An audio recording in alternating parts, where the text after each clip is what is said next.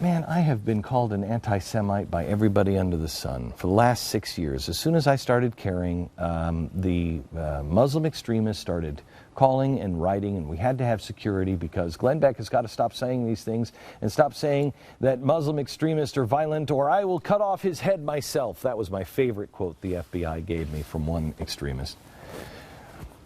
No, you're not violent. You'll cut my head off to prove that you're not violent? Nobody wants to be a pariah. I didn't care a few years ago, but after 9/11, I promised I would find out what was going on. So, what is it? We are a nation that is based on Judeo-Christian values and the Bible, period. You might not buy into the olives and the branches and everything else. It's fact. It's fact. But there's no way to deny that the majority of our laws come directly from the Scriptures, right directly from Deuteronomy. And the Bible comes from Judah. Not the northern tribe, the southern. Judah. They were supposed to preserve it, and they did. The people of Jerusalem. We owe our existence in many ways. We owe our laws to them. Do you really think that I am a religious guy. Others who are not will think this is hogwash. But I don't care anymore. I haven't from some time. I'm stating who I am. We owe the people of Abraham, Isaac, and Jacob, we owe our support and our allegiance. Not blind allegiance, and I'm not talking about putting troops down on the ground. We have to be on not only their side, but God's side. When Thomas Paine wrote about his disbelief in God, Franklin felt compelled to write him and in giving him a scathing critique. That was like father and son. Here's part of it. He said, he wrote to his adopted son, if you will, Thomas Paine, I would advise you not to attempt unchaining the tiger, but to burn this piece before it is seen by any other person, whereby you'll save yourself a great deal of mortification by the enemies it may raise against you, and perhaps a good deal of regret and repentance.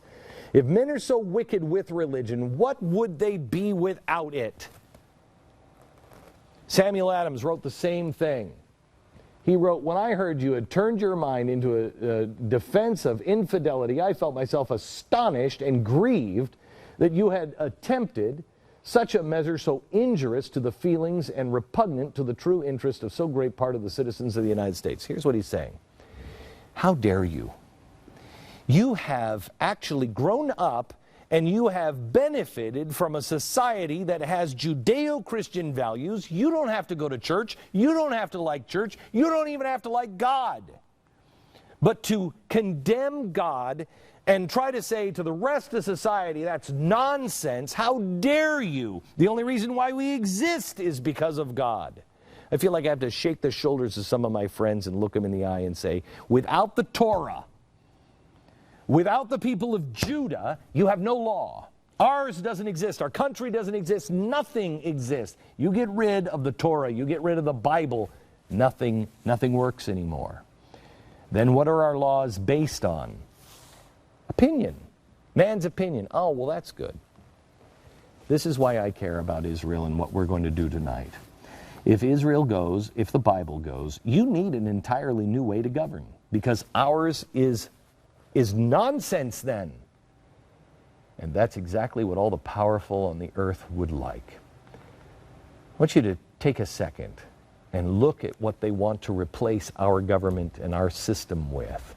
They'll tell you right now, well, we just kind of wing it. Oh, really? When they really get down to it, they're all saying that the state capitalism, as they call it, communist China, state capitalism, the model of China, that's what the future is going to be. May I remind you, may I beg you, that system has people throwing themselves off of buildings. That system is evil. And we have gone dead inside and we don't even know it anymore. I don't know. I don't want to live that way. The other model that is currently out there and being talked about is Sharia law. Oh, well, that's crazy. Is it? Not for 1 billion people on earth based on the Quran. I don't want that either. The other model will be something that nobody really has articulated yet. Oh, we're not going to do either of those. They're doing something. Well, give it to me. Because I've never sold a house, even a crappy house, with absolutely no idea where my family is going to live. Have you? Because I haven't. Until you can show me the address of where we're headed, I'm not moving. What are we doing? Sorry. One thing I don't want to do is get my blood pumping. I want you to sit down with your kids, and I want you to teach them. I want you to teach them American history, like we told you last night. Thank you, Oprah Winfrey. Sincerely.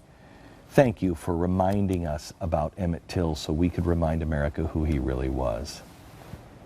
And then I want you to teach your kids biblical history, because it is our history, and it matters, as I will show you tonight.